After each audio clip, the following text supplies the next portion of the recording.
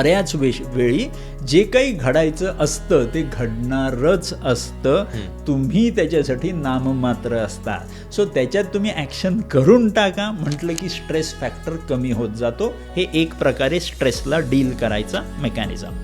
दुसरा मेकॅनिझम असाही असू शकतो की जर एखादा व्यक्ती स्ट्रेस्ड आहे तर बऱ्याच वेळेस आपण मनात हजारो गोष्टी ठेवलेल्या असतात जे लोकांना कधी सांगू शकत नसतो आपण. सो अशा वेळेस जर तो स्ट्रेस आपल्याला डिस्ट्रेस करायचा असेल तर कागद पेन्सिल घेऊन जे काही मनात आहेत ते प्रश्न पहिले लिहून काढू. 2-4 दिवस सगळे प्रश्न मनातले काढले की त्याच्यानंतर 2-4 दिवस आपण पूर्ण उत्तरं त्या प्रश्नांची लिहून टाकू. मग ते उत्तरं होऊ शकतायत की नाही पॉसिबल प्रॅक्टिकली होऊ शकते ते नंतरचा प्रश्न आहे. लिहायला तर काही जात नाही आहे.